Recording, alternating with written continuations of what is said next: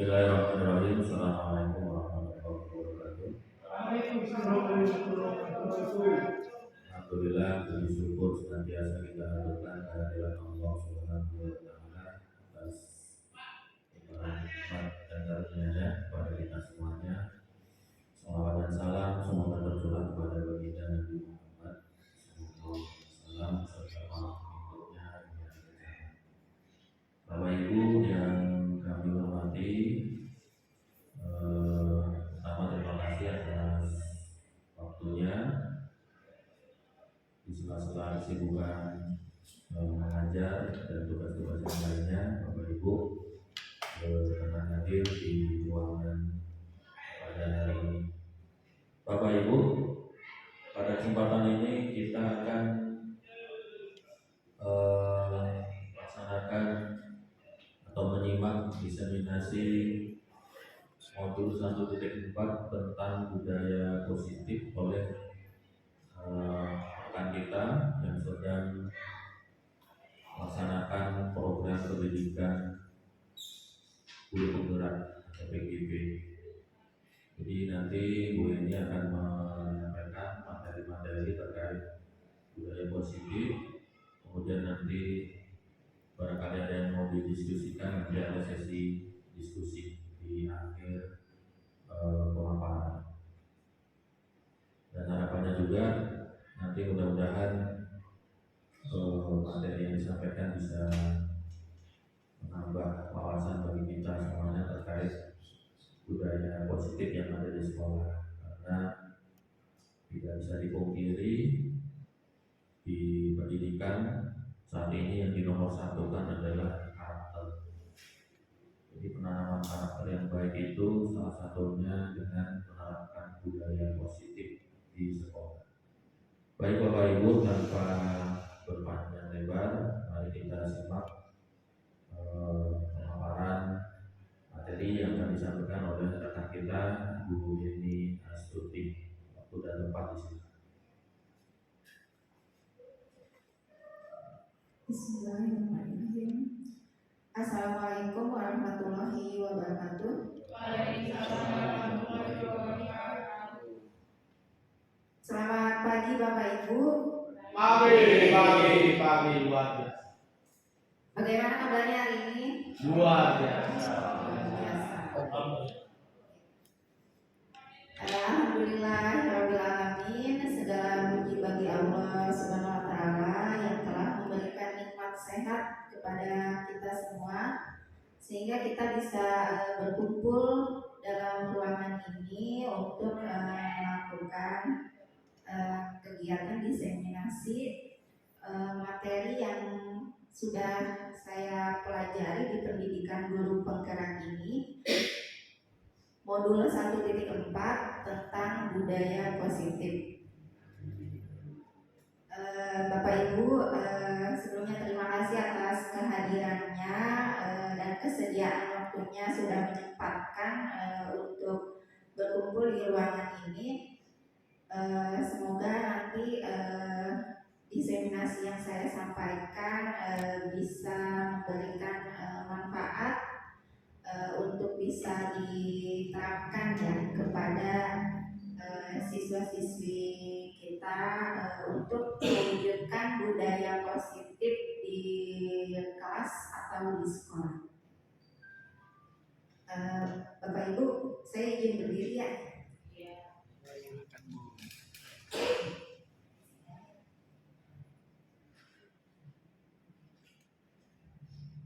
Baik Bapak Ibu,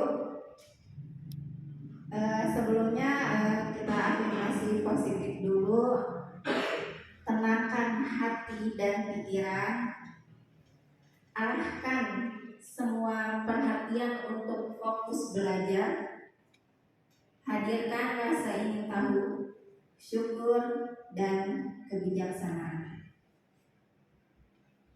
Baik Bapak Ibu, budaya positif ya, budaya positif. Kita sebagai guru tentunya memiliki peranan yang sangat penting untuk mewujudkan budaya positif di sekolah. Nah, budaya positif itu adalah nilai-nilai, keyakinan-keyakinan, dan kebiasaan-kebiasaan di sekolah untuk mewujudkan peserta didik yang mempunyai karakter atau pribadi yang memiliki disiplin yang positif. Yang tentunya kita sebagai guru itu harus memahami posisi kita sebagai guru itu harus seperti apa untuk menjadikan si anak atau peserta didik kita itu menjadi anak yang memiliki disiplin positif yang baik.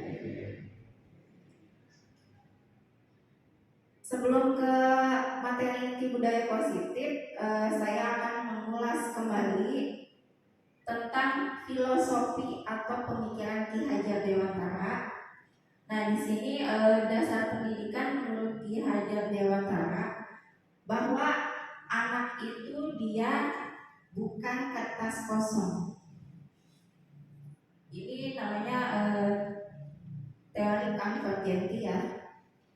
Anak itu menurut Ki Hajar Dewantara itu bukan kertas kosong yang bisa digambar sesuai dengan keinginan orang dewasa. Nah, anak lahir ini dengan kekuatan kodrat yang masih samar-samar. Jadi tujuan pendidikan kita itu adalah menuntun atau memfasilitasi, membantu anak untuk menebalkan garis samar-samar agar dapat memperbaiki lakunya untuk menjadi manusia seutuhnya. Jadi anak itu menurut pemikiran Ki Hajar Dewantara itu dia terlahir bukan sebagai kertas yang kosong, tapi kertasnya itu sudah ada tulisan samar-samar. Jadi enggak hanya putih bersih kertasnya, sudah ada tulisan samar-samar. Nah, kita sebagai guru atau pendidik itu kita yang akan menebalkan garis samar-samar atau tulisan samar-samarnya itu. Nah, pertanyaannya, bagaimana menebalkannya? Kira-kira bagaimana Bapak Ibu? Bagaimana menebalkannya? Kita sebagai pendidik diminta menebalkan tulisan yang samar-samar atau yang masih buram. Nanti kita kalau di sekolah sebagai pendidik, ya kita harus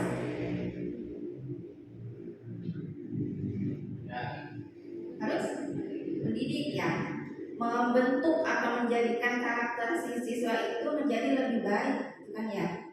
Menjadi anak yang memiliki karakter atau pribadi yang lebih baik. Nah, itu dengan cara menebalkannya kita sebagai pendidik. Nah, ini dasar pemikiran Ki Hajar Dewantara bahwa anak itu terlahir bukan sebagai kertas kosong, tapi kertasnya itu sudah ada tulisan samar-samar. Nah, kita sebagai pendidik itu diwajibkan menebalkannya. Nah, selanjutnya dasar pemikiran Ki Hajar Dewantara bahwa pendidik itu sebagai petani.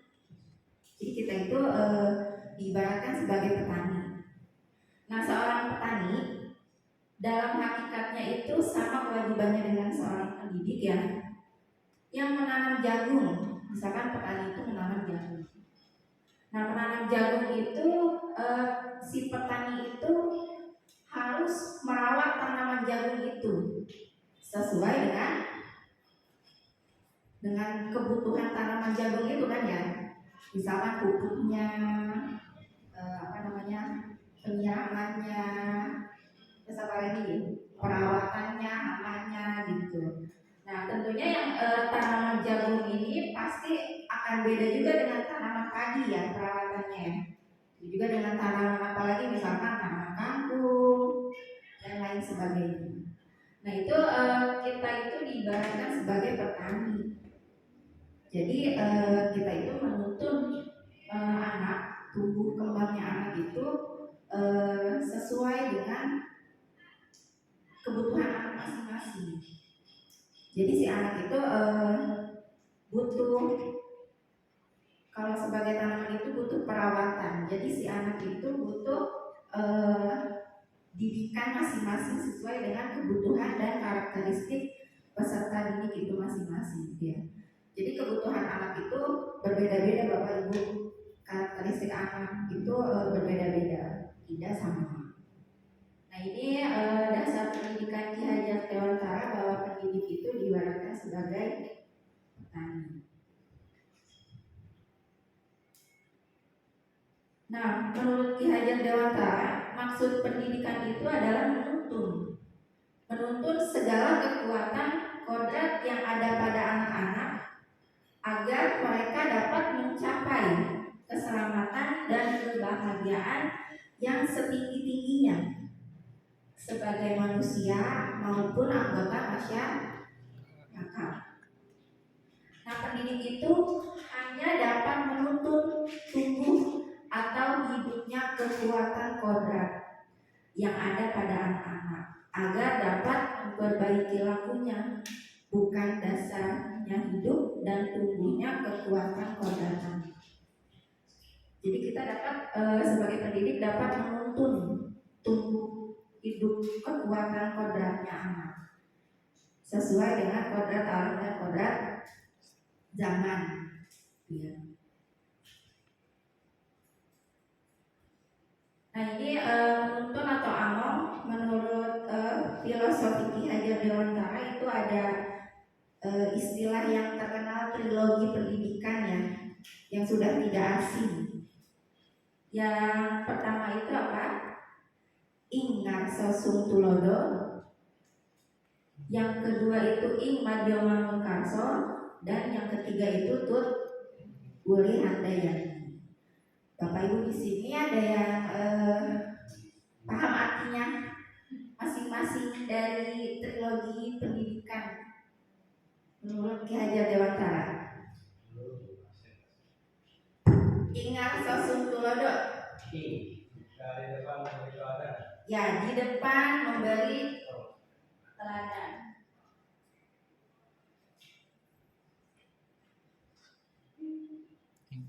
Di depan memberi teladan. Ingat Sosung Tulodo. Kita sebagai guru itu sebagai suri teladan, ya. Suri teladan anak-anak. Kita harus memberikan contoh yang baik di depan anak, gitu kan. Nah, yang kedua itu Ing Madyo Mangun Karso. Apa artinya Ing Madyo Mangun Karso?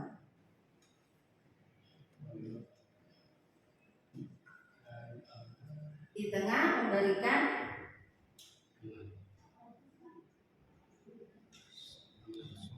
membangun, gitu kan, ya. Membangun atau memberi motivasi. Nah itu Ing Madyo Mangun Karso. Nah yang ketiga itu Tutwori Handa Yani.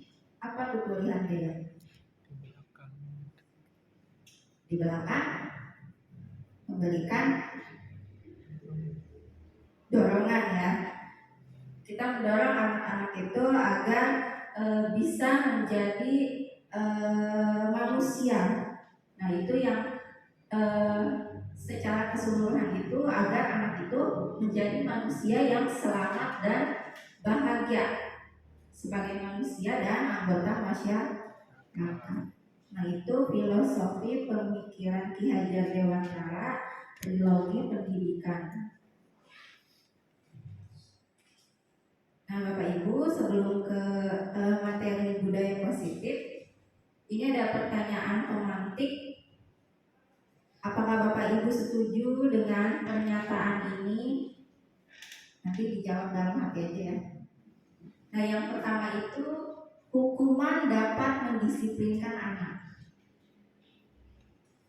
Yang kedua, pemberian hukuman dengan hal positif seperti membaca atau membersihkan halaman sekolah dapat meningkatkan disiplin anak. Nah yang ketiga, memberi penghargaan dapat meningkatkan motivasi belajar anak. Itu 3 pertanyaan pemantik.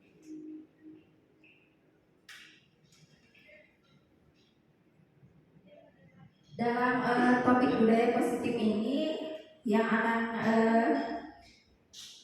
kita ulas. Yang pertama itu tentang perubahan paradigma dari stimulus respon ke teori kontrol. Yang kedua itu disiplin positif.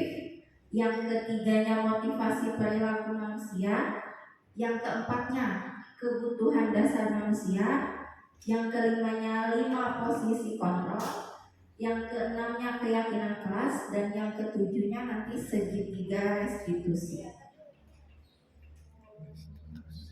Nah, yang pertama ini disiplin positif dan nilai-nilai kebajikan universal. Nah, ini perubahan paradigma. Ada kegiatan kepalan tangan. Nah, ada A dan B. Misalkan Bapak Ibu dengan teman di sampingnya. Bapak Ibu A, teman sampingnya B, misal. Nah, misalkan Bapak Ibu menyobek secari kertas, yang kertas itu dituliskan benda atau sesuatu yang sangat berharga bagi Bapak Ibu. Nah, kemudian Bapak Ibu meletakkan kertas itu di kepalan tangan ya, digenggam benda atau sesuatu itu dengan segala daya. Nah, kemudian teman yang B itu akan sekuat tenaga dengan berbagai cara meminta Bapak Ibu untuk memberikan benda tersebut dari kepala tangan. Nah, si B itu atau teman Bapak Ibu itu bisa mengancam, membujuk, menghardik, merayu, menyuap apa saja agar dapat membuka kepala tangan. Apa yang terjadi? Kira-kira apa yang terjadi kalau misalkan Bapak Ibu megang sesuatu nih di tangan gitu ya, di kepala. Teman Bapak Ibu pengen si kepala tangan itu direbut gitu ya. Kira-kira apa yang Bapak Ibu lakukan? Apa yang terjadi? Apa kira-kira yang terjadi? Ada 2 kemungkinan kan ya? Bisa dipertahankan si kepala tangannya, atau Bapak Ibu juga bisa memberikannya atau mengasihkan gitu ya. Iya. Nah itu. Jadi ada 2 kemungkinan yang terjadi kan. Kita bisa mempertahankan bahwa sesuatu itu sangat berharga. Si B nggak boleh tahu. Tapi kita juga bisa memberikan isi kepala tangan itu. Nah, ini perubahan paradigma teori kontrol atau ilusi kontrol. Yang pertama, ilusi guru itu mengontrol murid. Yang kedua, ilusi bahwa kritik dan membuat orang merasa bersalah dapat menguatkan karakter. Lalu yang ketiga, ilusi bahwa semua penguatan positif efektif dan bermanfaat. Nah, yang keempat, ilusi bahwa orang dewasa memiliki hak untuk memaksa. Nah, yang pertama, ilusi mengontrol murid. Nah, pada dasarnya itu kita tidak dapat memaksa murid untuk berbuat sesuatu jika murid itu memilih untuk tidak melakukannya. Nah, walaupun tampaknya guru itu sedang mengontrol perilaku murid, jadi kita tidak bisa memaksa murid untuk berbuat sesuatu jika murid itu dia tidak memilih tidak untuk melakukannya. Itu ilusi guru mengontrol murid. Nah, yang kedua, ilusi bahwa semua penguatan positif, efektif dan bermanfaat. Nah, penguatan positif atau bujukan itu adalah bentuk-bentuk kontrol. Segala usaha untuk mempengaruhi murid agar murid mengulangi suatu perilaku tertentu. Nah, ini dalam jangka waktu tertentu kemungkinan murid itu akan menyadarinya dan mencoba untuk menolak bujukan, atau bisa jadi murid itu menjadi tergantung pada sang guru untuk berusaha. Nah, ini ilusi bahwa semua penguatan positif itu efektif dan bermanfaat. Nah, yang ketiga, ilusi bahwa kritik dan membuat orang merasa bersalah dapat menguatkan karakter. Menggunakan kritik dan rasa bersalah untuk mengontrol murid menuju pada identitas gagal. Nah, mereka belajar untuk merasa buruk tentang diri mereka. Mereka mengembangkan dialog diri yang negatif. Kadang kala sulit bagi guru untuk mengidentifikasi bahwa mereka sedang melakukan perilaku ini. Karena seringkali guru cukup menggunakan suara halus untuk menyampaikan pesan negatif. Nah, yang keempat, ilusi bahwa orang dewasa itu memiliki hak untuk memaksa. Banyak orang percaya bahwa mereka itu memiliki tanggung jawab untuk membuat murid berbuat hal-hal tertentu. Nah, apapun yang dilakukan dapat diterima selama ada kemajuan berdasarkan sebuah pengukuran kinerja. Nah, pada saat itu pula orang dewasa akan menyadari bahwa perilaku memaksa itu tidak akan efektif untuk jangka waktu panjang. Nah, dan sebuah hubungan permusuhan akan terbentuk. Jadi itu ilusi bahwa orang dewasa itu memiliki hak untuk memaksa. Pada akhirnya nanti sebuah permusuhan akan terbentuk. Nah, ini perubahan paradigma stimulus respon ke teori kontrol. Nah, stimulus respon di sini bisa dibaca di tabel bahwa realitas atau kebutuhan kita sama. Sedangkan pada teori kontrol itu dia bertentangan bahwa realitas atau kebutuhan kita itu berbeda. Yang kedua, semua orang itu melihat hal yang sama.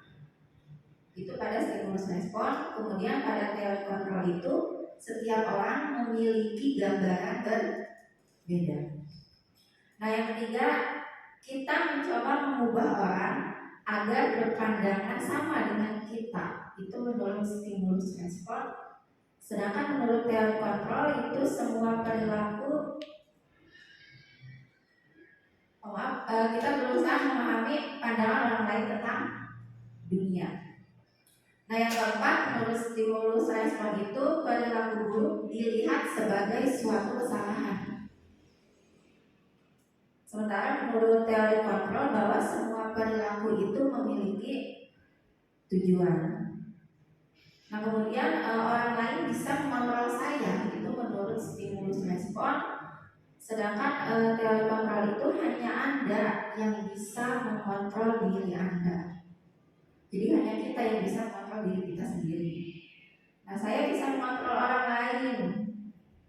Teori kontrol mengatakan bahwa Anda tidak bisa mengontrol orang lain. Selanjutnya, pemaksaan ada pada saat bujukan gagal.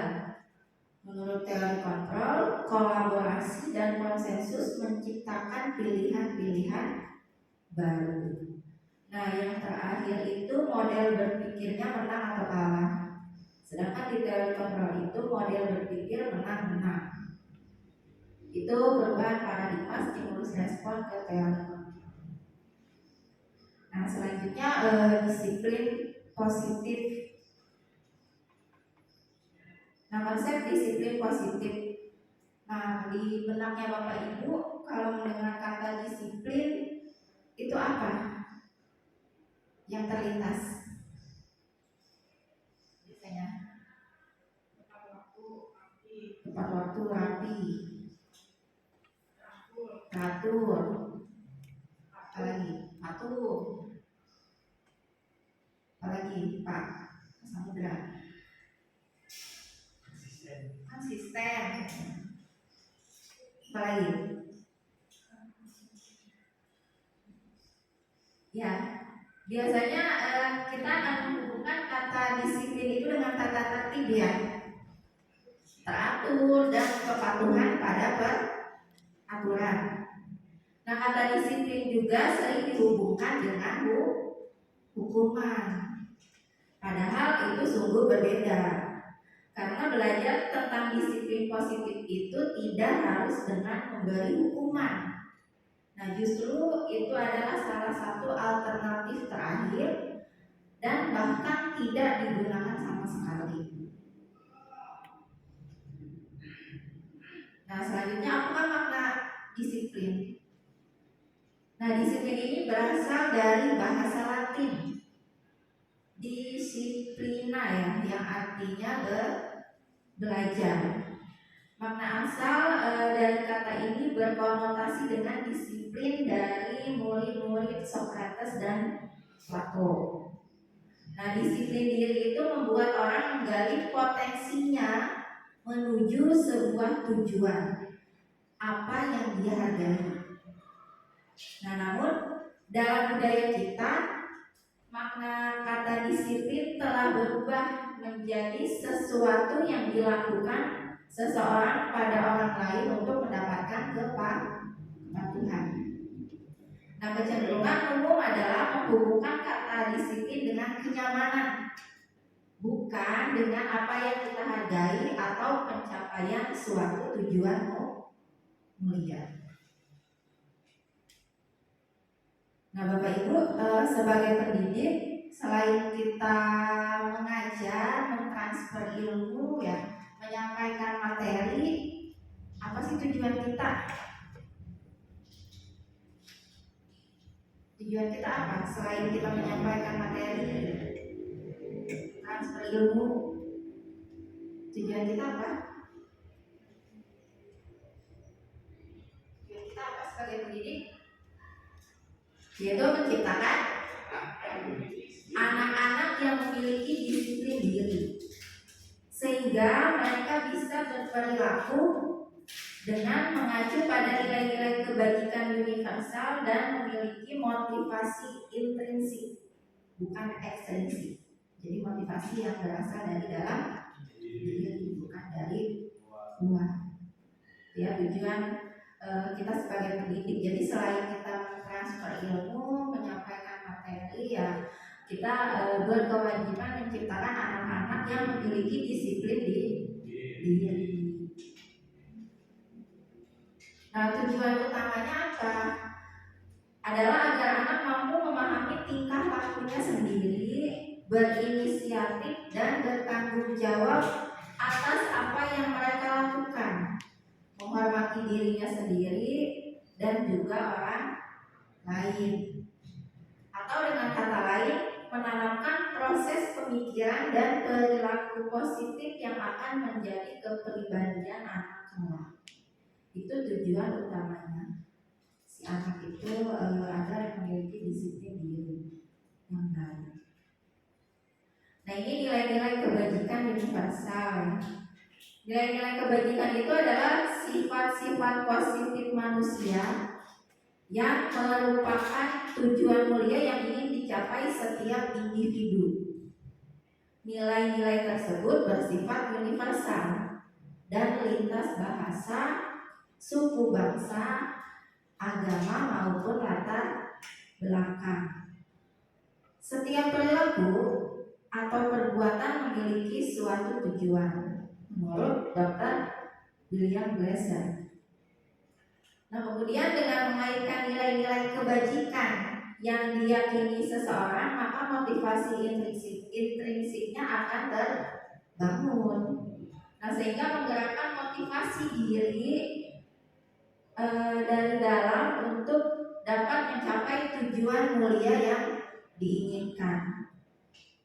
Nah, selanjutnya nilai-nilai kebajikan itu yang ingin dicapai setiap anak Indonesia itu tertuang dalam dimensi profil pelajar Pancasila. Ada berapa Bapak Ibu?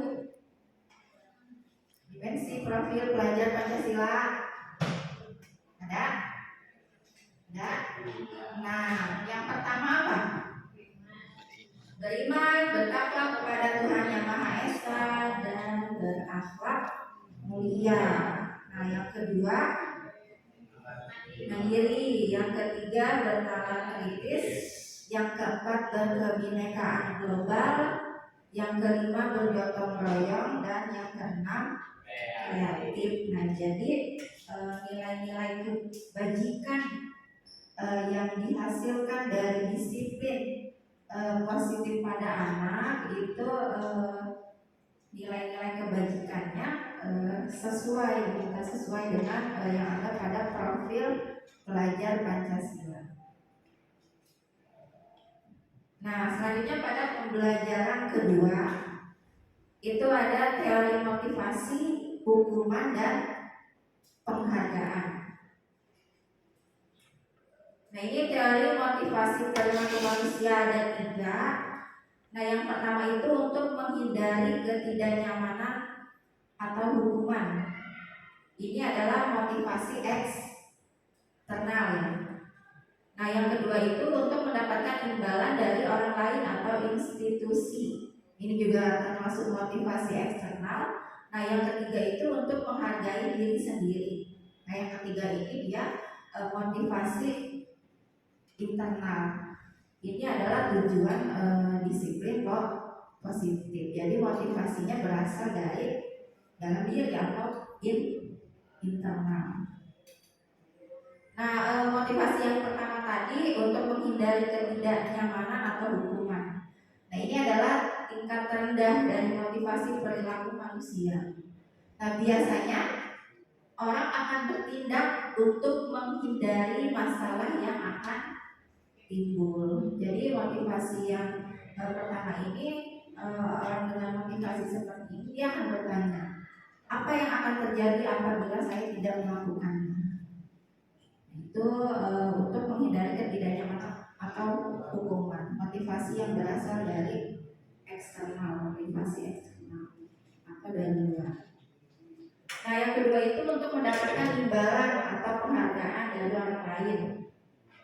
Nah, pada tingkat motivasi ini orang akan berperilaku untuk mendapatkan imbalan atau penghargaan dari orang lain. Nah, orang dengan motivasi ini akan bertanya, nah, apa yang akan saya dapatkan apabila saya melakukannya? Jadi seolah-olah kalau dia melakukan sesuatu itu dia akan mengharapkan imbalan atau penghargaan atau pujian, gitu kan ya? Itu motivasi yang berasal dari luar atau motivasi eksternal.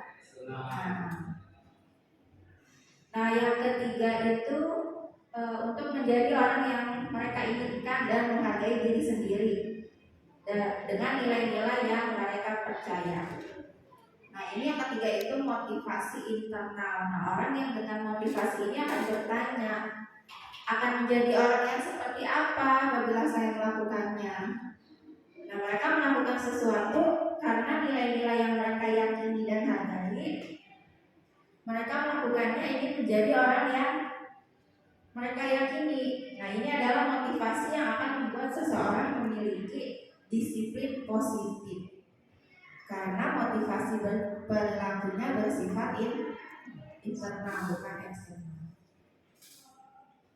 Nah, jadi tujuan dari disiplin positif itu adalah menanamkan motivasi yang ketiga tadi. Apa motivasi yang ketiga tadi, Bapak Ibu? Motivasi eksternal atau internal? Motivasi internal ya. Nah, motivasi yang ketiga itu untuk menjadi orang yang mereka inginkan dan menghargai diri sendiri dengan nilai-nilai yang mereka percaya. Nah, selanjutnya dihukum oleh penghargaan. Menurut Al-Fiqh, mengemukakan baik penghargaan maupun hukuman itu adalah cara-cara mengontrol perilaku seseorang yang menghancurkan potensi untuk pembelajaran yang sesungguhnya. Jadi menurut Sikon itu baik penghargaan atau hukuman itu dia akan menghancurkan gitu ya potensi untuk pembelajaran yang sesungguhnya. Nah, menurut Sikon ini idealnya tindakan belajar itu adalah penghargaan yang sesungguhnya. Nah, selanjutnya Sikon juga mengemukakan beberapa pernyataan dari hasil pengamatannya selama ini tentang tindakan memberikan penghargaan yang nilainya sama dengan menghukum seseorang. Nah, ini pengaruh jangka pendek dan jangka panjang. Yang kedua itu penghargaan itu menghukum. Yang ketiga itu penghargaan itu mengurangi ketepatan. Yang keempat, penghargaan tidak efektif. Lalu penghargaan itu merusak hubungan ya. Contohnya kalau misalkan merusak hubungan itu kalau ada orang yang mendapatkan reward gitu ya, sedangkan ada teman-temannya lain yang lain itu tidak, nah itu bisa menimbulkan apa? Ya rasa iri gitu kan ya. Itu bisa penghargaan merusak hubungan. Selanjutnya penghargaan menurunkan kualitas, penghargaan mematikan kreativitas, dan penghargaan mengurangi motivasi yang intrinsik. Nah, Bapak Ibu, di sini ada beberapa pernyataan. Kira-kira ini termasuk hukuman atau konsekuensi. Nah, yang pertama, mencatat 100 kali di dalam buku kalimat "Saya tidak akan terlambat lagi karena terlambat sekolah." Hukuman atau konsekuensi? Hukuman atau konsekuensi? Hukuman. Yang kedua, lari mengelilingi lapangan basket 2 kali karena terlambat hadir di sekolah. Hukuman.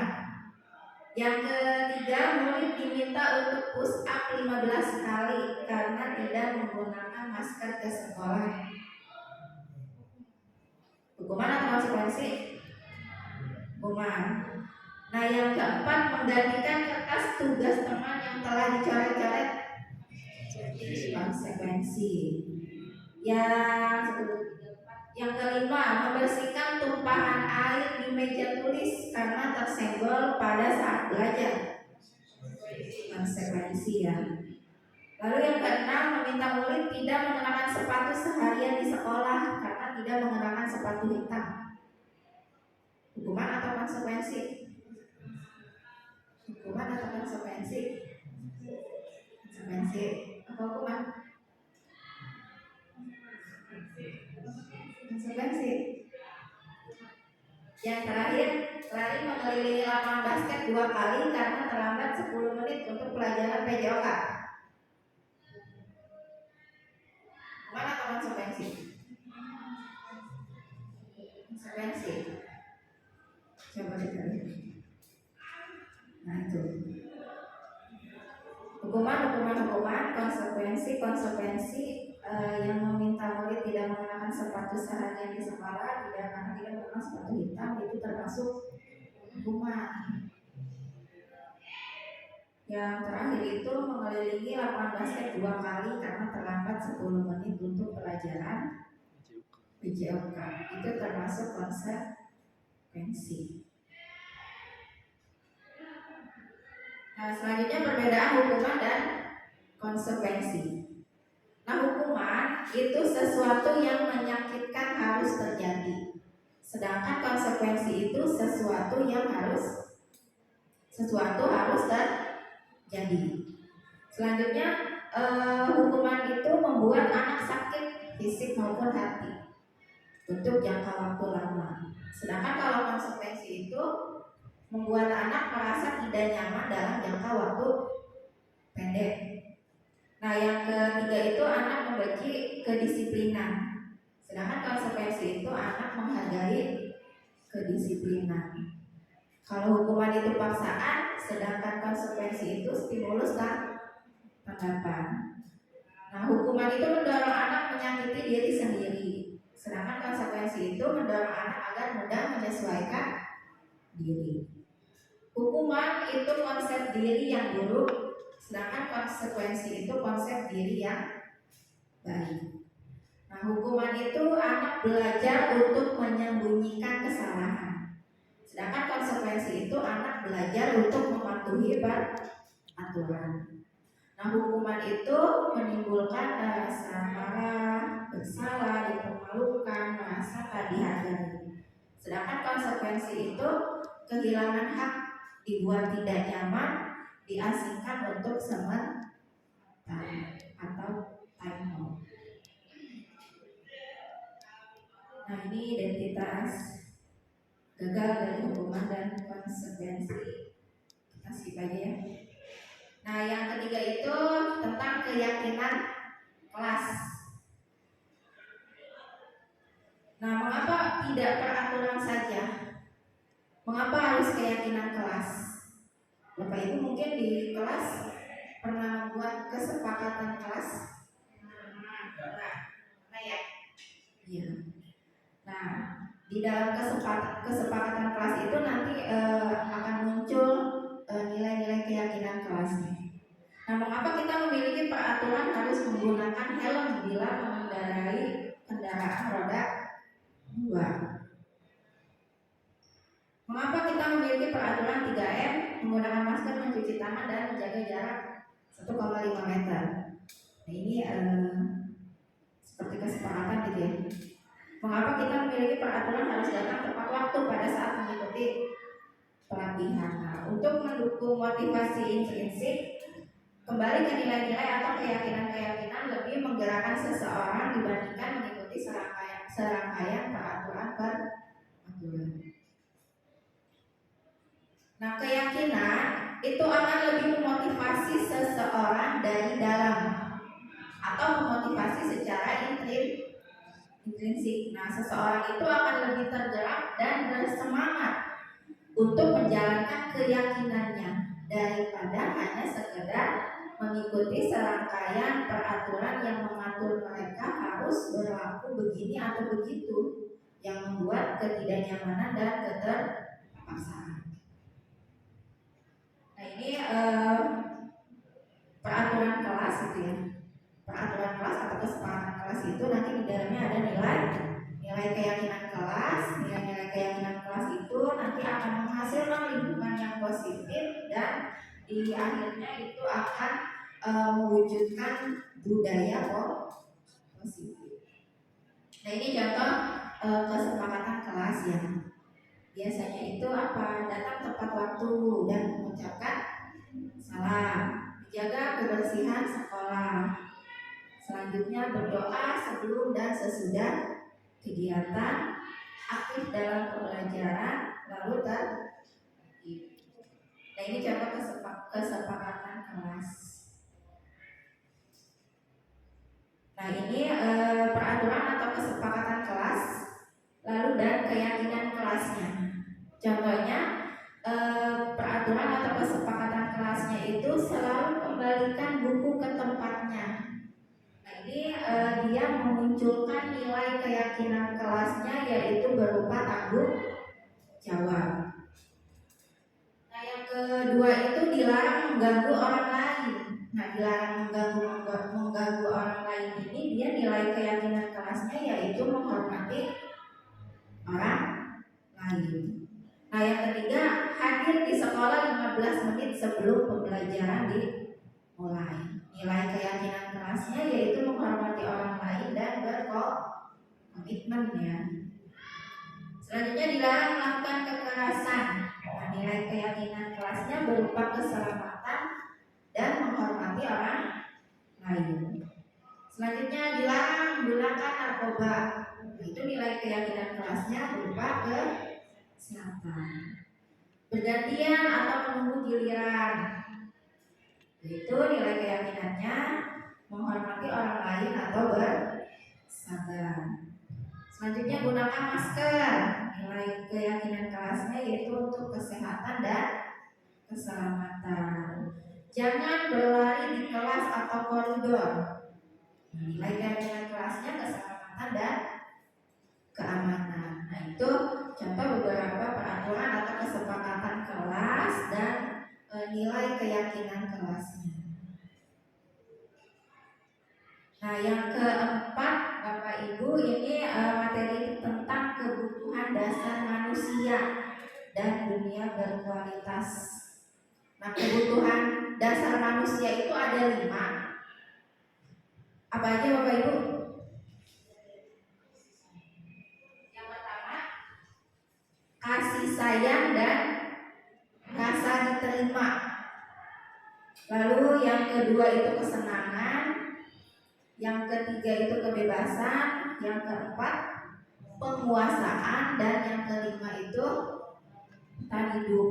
Nah, ini kebutuhan dasar manusia itu ada 5. Nah, kebutuhan dasar manusia itu apa sih? Nah, jadi seluruh tindakan manusia itu memiliki tujuan tertentu. Semua yang kita lakukan adalah usaha terbaik kita untuk mendapatkan apa yang kita inginkan. Nah, sebetulnya saat itu kita sedang memenuhi satu atau lebih dari satu kebutuhan dasar kita, yaitu kebutuhan untuk bertahan hidup, kasih sayang dan rasa diterima, kebebasan, kesenangan, dan penguasaan. Itu 5 kebutuhan dasar manusia. Nah, yang pertama itu kebutuhan bertahan hidup. Nah, adalah kebutuhan yang bersifat fisiologis untuk bertahan hidup. Contohnya apa? Kesehatan, rumah, makanan. Nah, itu komponen psikologis pada kebutuhan ini meliputi kebutuhan akan perasaan aman. Nah, itu yang termasuk kebutuhan bertahan hidup. Nah, yang kedua itu kebutuhan cinta dan kasih sayang atau kebutuhan untuk diterima.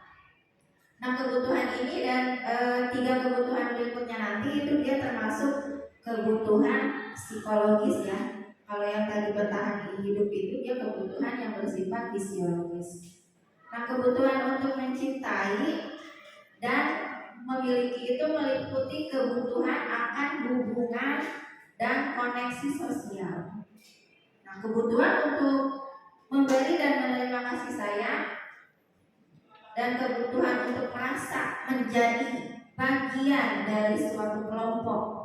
Nah, anak-anak yang memiliki kebutuhan dasar kasih sayang dan rasa diterima yang tinggi itu biasanya dia ingin disukai dan diterima oleh lingkungannya. Mereka juga akrab dengan orang tuanya. Biasanya mereka itu belajar karena suka pada gurunya. Nah, bagi mereka teman sebaya sangatlah penting. Nah, mereka juga suka bekerja dalam kelompok. Nah, itu kebutuhan cinta dan kasih sayang atau kebutuhan untuk diterima. Nah, yang ketiga itu penguasaan atau kebutuhan pengakuan atas kemampuan. Nah, kebutuhan ini berhubungan dengan kekuatan untuk mencapai sesuatu, menjadi kompeten, menjadi terampil, diakui atas prestasi dan keterampilan kita. Nah, didengarkan dan memiliki rasa perbedaan, bisa membuat pencapaian kompeten, diakui dan dihormati. Ini kebutuhan dasar manusia, penguasaan ya.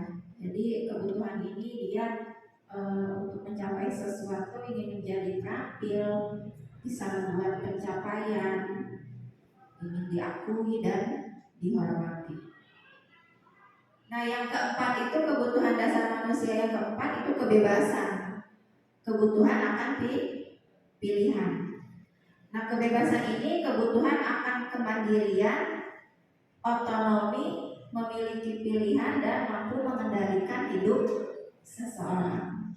Nah, yang kelima ini dia kebutuhan dasar manusia kesenangan, kebutuhan untuk merasa senang. Nah, kebutuhan untuk mencari kesenangan, bermain dan tertawa. Nah, bayangkan hidup tanpa kenikmatan apapun, betapa menyedihkan. Nah, Glaser itu menghubungkan kebutuhan akan kesenangan dengan belajar. Nah, itu tadi 5 kebutuhan dasar manusia.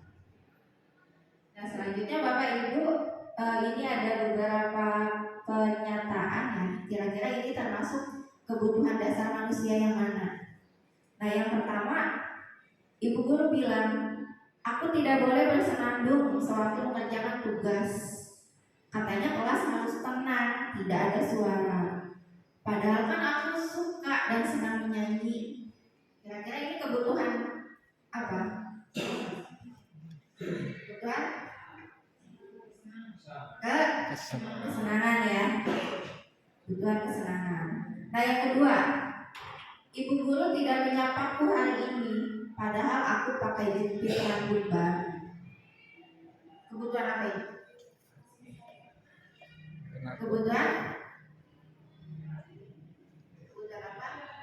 Kebutuhan bertahan hidup, kesenangan, kasih sayang, rasa ingin diterima ya, penguasaan atau kebebasan?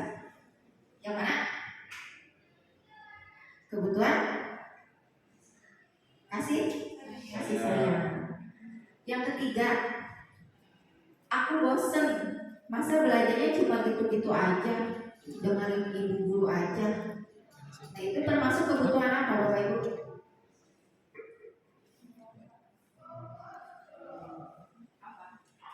Penguasaan, kebebasan, kesenangan, bertahan hidup, cinta dan kasih sayang. Aku bosen, masa belajarnya cuma gitu-gitu aja, dengerin ibu guru aja. Kira-kira itu kebutuhan apa? Kebutuhan apa? Kebutuhan? Kebutuhan apa ini? Kebutuhan?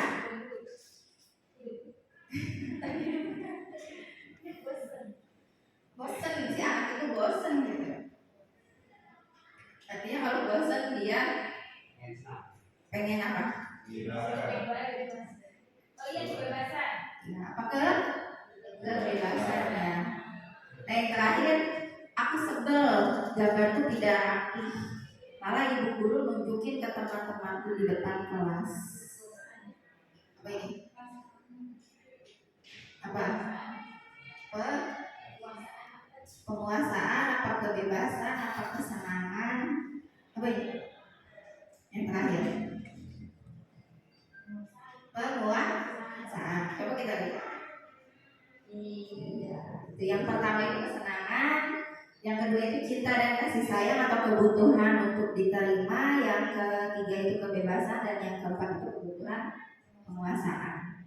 Itu ya Bapak Ibu contoh pernyataan tentang kelima kebutuhan dasar yang harus kita ketahui, yang biasanya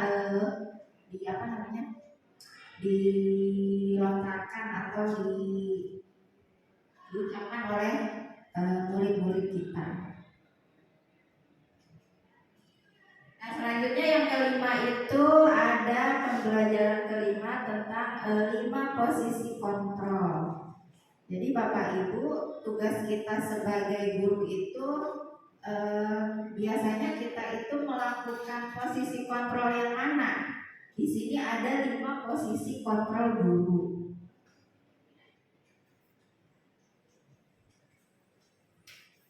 Nah 5 posisi kontrol menurut Diane Gosden itu ada 5. Yang pertama itu sebagai penghukum, yang kedua pembuat rasa bersalah, nah yang ketiga itu teman, yang keempat itu sebagai pemantau, nah yang kelima itu sebagai manajer. Nah itu 5 posisi kontrol sebagai guru. Kira-kira Bapak Ibu pernah melakukan posisi kontrol sebagai apa dari kelima posisi kontrol guru ini?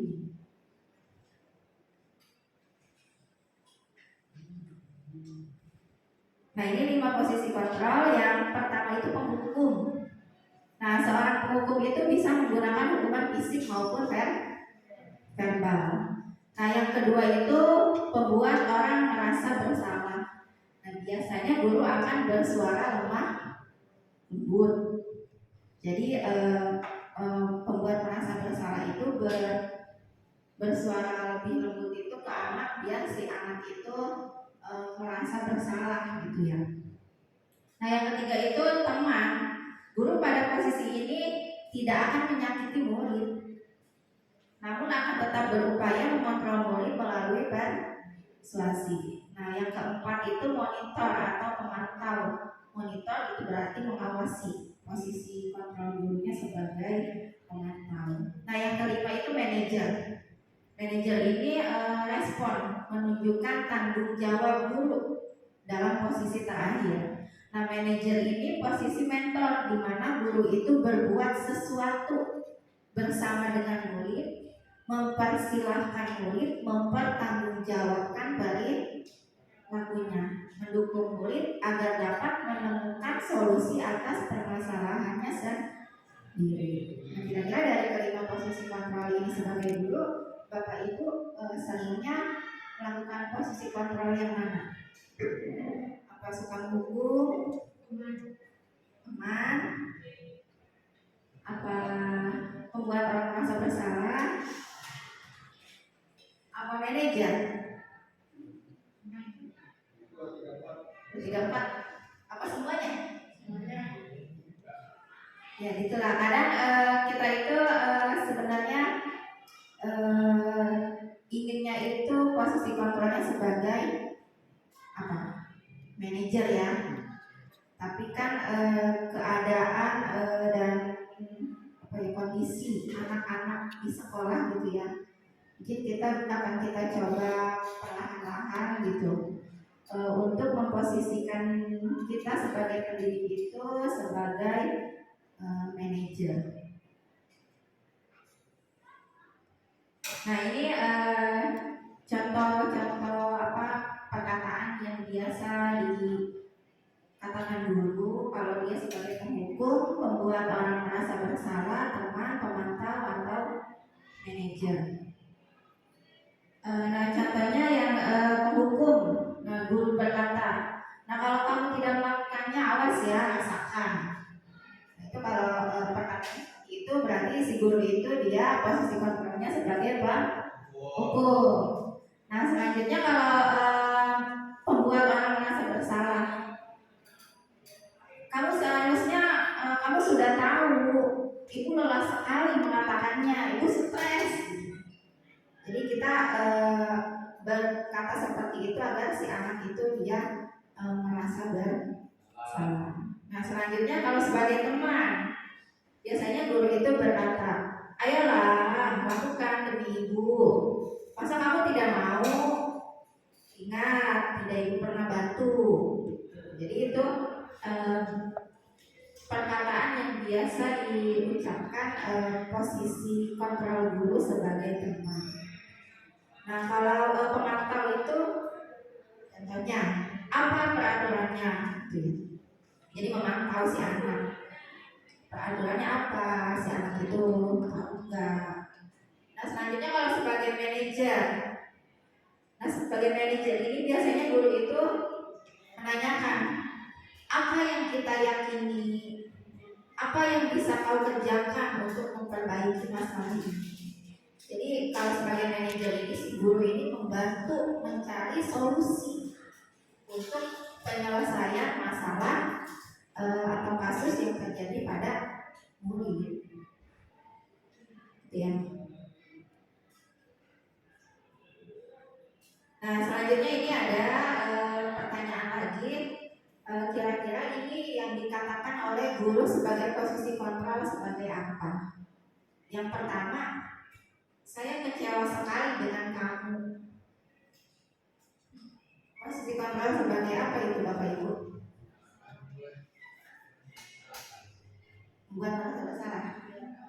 Saya kecewa sekali dengan kamu. Kalau yang kedua, kamu tidak pernah benar melakukannya. Apa? Memantau apa menghukum? Merasa bersalah juga. Kalau yang ketiga, ayolah lakukan demi ibu apa? Teman. Yang keempat, apakah kamu mau mendapatkan stiker bintang hari ini?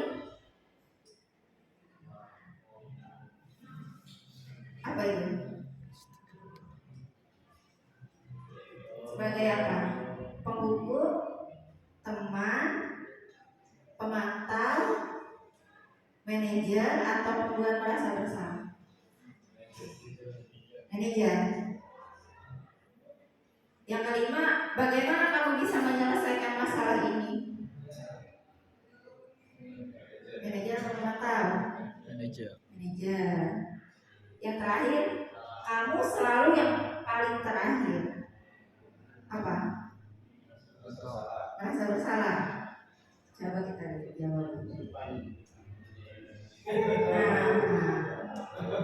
Jadi yang pertama itu membuat orang merasa bersalah ya. Saya kecewa sekali dengan kamu, gitu kan. Kecewa itu dulunya. Biar si anak itu merasa bersalah. Nah yang kedua itu kamu tidak benar-benar melakukannya, hukum gitu ya. Nah yang ketiga, ayolah lakukan demi ibu bapak itu sebagai teman. Selanjutnya, apakah kamu mau mendapatkan stiker bintang hari ini? Itu sebagai pemantau. Nah selanjutnya, bagaimana kamu bisa menyelesaikan masalah ini? Itu sebagai manajer, karena dia membantu untuk mencari solusi, menanyakan solusi untuk menyelesaikan masalah. Yang terakhir, kamu selalu yang paling terakhir. Itu adalah penghukum posisi kontrol. Nah, itu tadi Bapak Ibu pernyataan-pernyataan yang menyatakan posisi kontrol sebagai guru. Nah selanjutnya sebelumnya saya mau menayangkan video tentang 5 posisi kontrol sebagai guru. Ada satu materi lagi.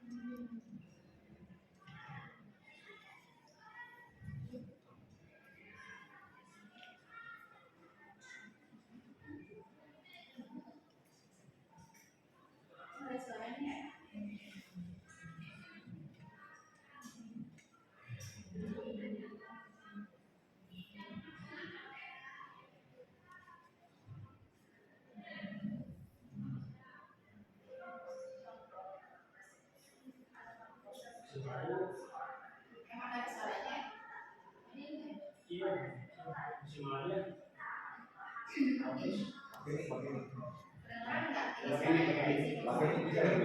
suaranya. Nah.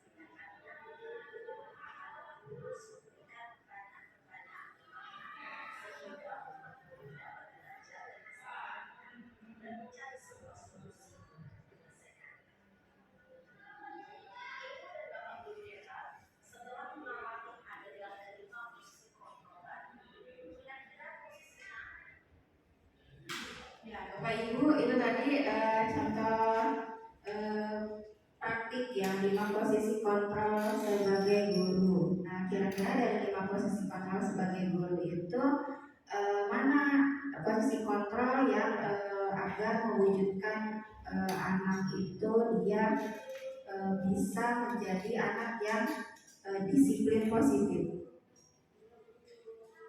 Yang mana Bapak Ibu? Manajer. Ya, sebagai manajer ya. Jadi kalau sebagai manajer itu guru itu membantu anak untuk mencari solusi dari permasalahan atau kasus yang sedang anak hadapi. Nah, si anak itu akan belajar mencari solusi atau penyelesaiannya. Jadi anak itu akan bisa menemukan penyelesaian yang masalah yang dihadapi. Nah, ini ada satu lagi materi yaitu tentang segitiga restitusi.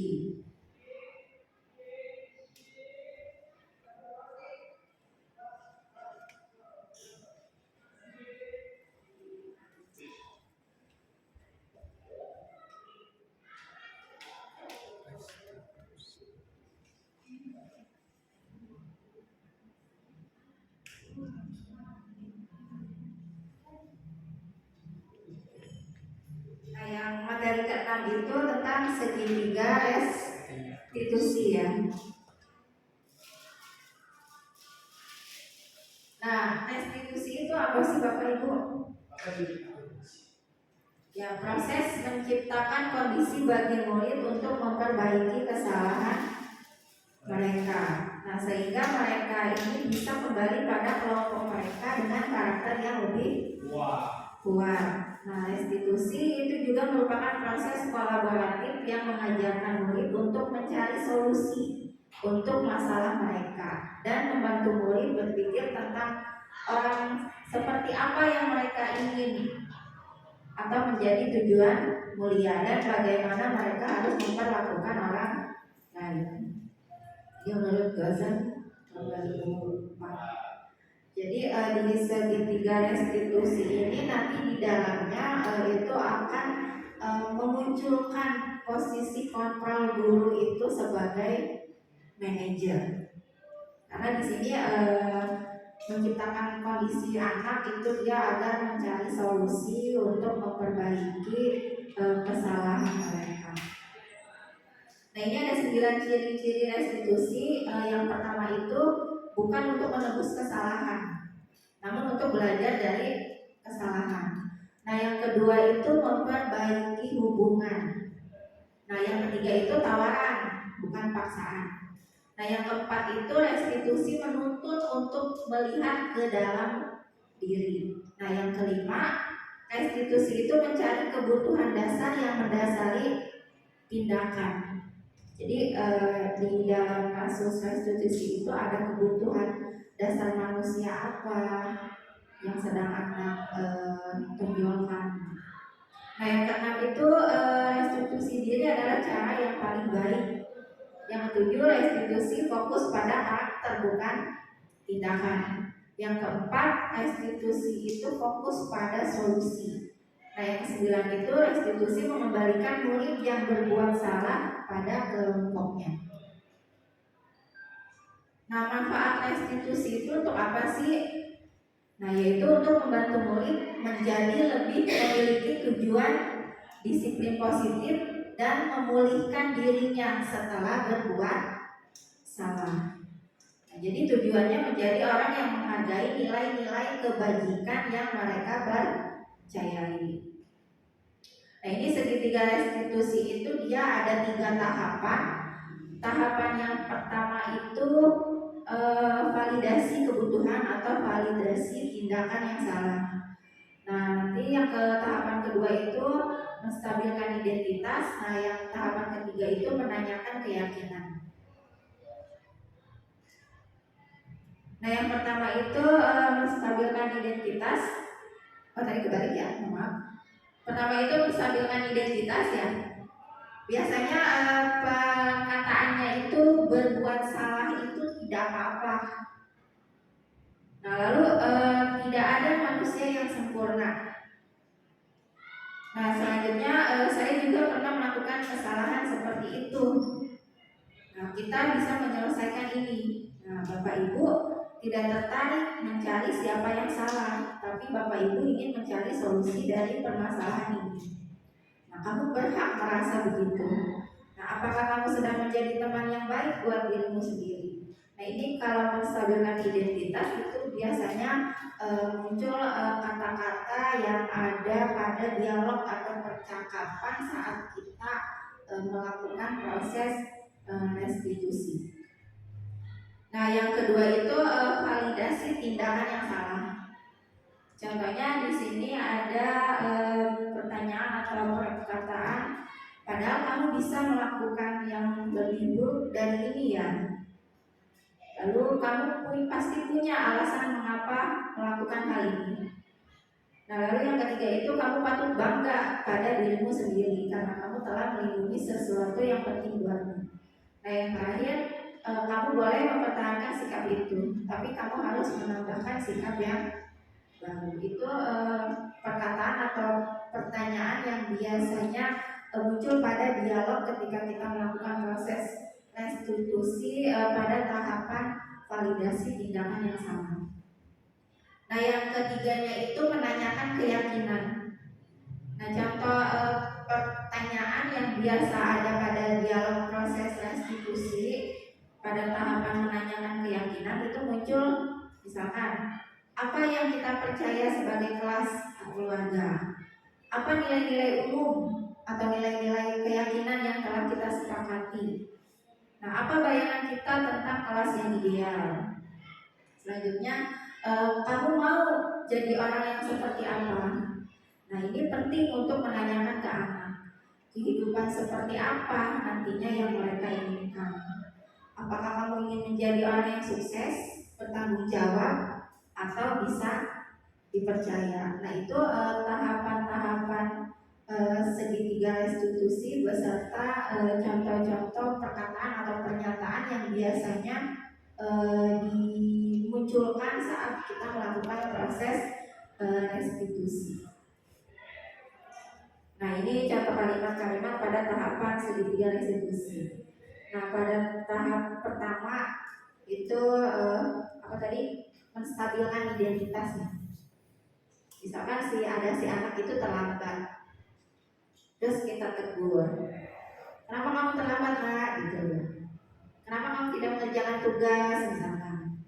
Nah lalu menstabilkan identitas itu guru itu biasanya bilang berbuat salah itu tidak apa-apa, atau semua orang itu pernah melakukan kesalahan contohnya. Tidak ada manusia yang sempurna. Nah, itu. Selanjutnya pada tahapan kedua itu validasi tindakan yang salah. Nah itu biasanya kita menanyakan ke anak, kamu pasti punya alasan mengapa kamu melakukan ini. Apa alasan kamu tidak mengerjakan tugas? Apa alasan kamu datang terlambat? Apa alasan kamu membolos? Nah ini pada tahapan validasi tindakan yang salah. Nah selanjutnya pada tahap yang ketiga atau menanyakan keyakinan. Nah apa nilai-nilai umum yang telah kita sepakati? Nah di sini biasanya menanyakan nilai-nilai keyakinan yang telah dilanggar oleh si anak. Contohnya kalau misalkan tidak mengerjakan tugas, gurunya bertanya, apa nilai keyakinan kelas yang sudah kamu langgar? Contohnya kalau tidak mengerjakan kelas itu nilai keyakinan yang dilanggarnya apa? Yang dilanggarnya itu menghargai orang lain kan ya. Artinya dengan dia tidak mengerjakan tugas, dia tidak menghargai gurunya gitu. Nah selanjutnya apa bayangan kita tentang kelas yang ideal gitu. Dipertanyakan juga, kamu tahu gak sih bayangan kelas yang ideal itu seperti apa? nilai-nilai keyakinan kelas yang ada di kelas itu apa aja. Nah, selanjutnya di menanyakan keyakinan itu di sini juga menanyakan kamu mau jadi orang seperti apa. Nah, jadi untuk menanyakan keyakinan itu di sini juga dimunculkan si anak itu solusi atau penyelesaian dari permasalahan yang mereka hadapi untuk memperbaiki kesalahannya. Nah, itu contoh-contoh kalimat pada tahapan langkah segitiga restitusi. Waktu minggu lalu, 2 minggu yang lalu kalau nggak salah, saya juga pernah mempraktekannya di kelas 12 TKJB. Mempraktekan ya. Jadi ada contoh kasus itu, yang pertama itu si anak tidak mengerjakan tugas, lalu yang kedua itu si anak membolos. Nah, saya praktekkan ke anak penerapan segitiga restitusi ini. Jadi tujuannya segitiga restitusi ini untuk apa? Yaitu untuk mewujudkan disiplin positif, itu kan ya Bapak Ibu. Jadi kalau si anak berbuat salah atau melanggar sesuatu ya, itu alangkah lebih baiknya kita jangan langsung menghukum. Kita harus cari tahu dulu kenapa si anak itu melakukan hal seperti itu. Terus tanya keyakinan kelas yang sudah disepakati apa. Kalau dia melakukan seperti itu berarti dia sudah melanggar keyakinan kelas. Lalu ditanyakan solusi untuk memperbaiki kesalahan yang sudah diperbuat. Jadi kalau cuma kita si anak telat terus kita hukum, suruh apa misalkan, suruh push up. Nah, itu apakah akan memperbaiki kesalahan si anak? Tidak kan ya? Nah, makanya dicoba kita untuk menerapkan segitiga restitusi ini agar si anak itu bisa tahu solusi penyelesaian permasalahan mereka, nah untuk memperbaiki kesalahan yang mereka lakukan. Nah, ini kesimpulannya dari disiplin positif ya.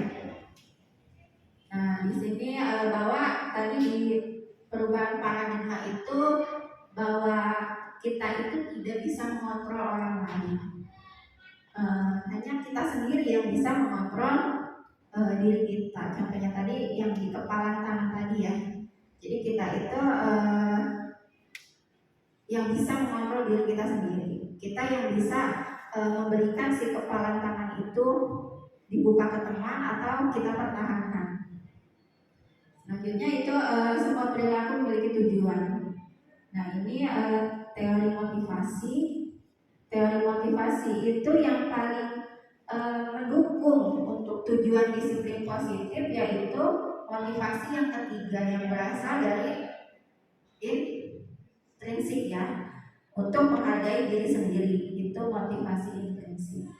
Nah, lalu posisi kontrol dari kelima posisi kontrol yang ada, yaitu yang sebagai manajer. Nah, di sini sebagai manajer ini nanti ada pada proses tahapan segitiga restitusi. Nah, di situ ada posisi kontrol sebagai guru yang menghadirkan dia sebagai manajer. Nah, selanjutnya nilai-nilai kebajikan universal tadi yang ada pada profil belajar Pancasila. Nah, itu tentunya di dalamnya ada pada keyakinan kelas, dari kesepakatan kelas yang sudah dibuat. Dan kesepakatan kelas itu akan muncul nilai-nilai keyakinan kelas. Nah, lalu kelima kebutuhan dasar manusia tadi yang ada kebutuhan apa tadi? Bertahan hidup, penguasaan, kasih sayang, dan rasa diterima, kesetaraan dan kebebasan. Nah, itu 5 kebutuhan dasar. Nah, makna disiplin itu belajar kontrol diri dengan menggali potensi kita agar tercapai tujuan mulia, yaitu sesuatu menjadi seseorang yang kita inginkan berdasarkan nilai-nilai yang kita hargai. Nah, itu kesimpulan dari materi materi budaya positif atau disiplin positif. Baik Bapak Ibu, apakah ada tanggapan? Kalau tidak ada, kita cukupkan. Ada tanggapan atau pertanyaan atau mau berbagi pengalaman mungkin di kelas Bapak Ibu punya kasus seperti apa, terus pernah melakukan dari 5 posisi kontrol ini, mungkin Bapak Ibu pernah melakukan posisi kontrol yang mana, mungkin mau berbagi pengalaman. Ibu mau tanya, kalau penghargaan itu seperti apa ya Bu? Penghargaan Menghukum. Nah, penghargaan menghukum itu seperti kayak kita ngasih reward ke anak. Nah, misalkan si anak itu kita minta untuk menyelesaikan sesuatu, terus kita kasih reward. Nah, kalau misalkan dalam jangka pendek itu akan efektif, tapi dalam jangka panjang itu penghargaan itu dia akan bersifat jadi hukuman gitu, karena si anak itu jadi akan mengandalkan reward gitu untuk melakukan atau menyelesaikan sesuatu yang dulu minta. Yang lain, Bapak Ibu, atau ada yang mau berbagi pengalaman lain di kelas?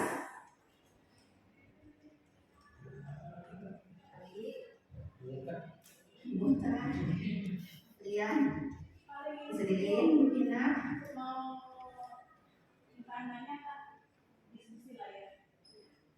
Hal yang dihadapi kami dari BK ini kan seribu manusia.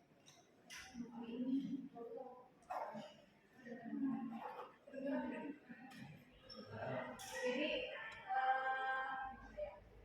mereka berdampingan dengan siswa dari BK-nya sendiri.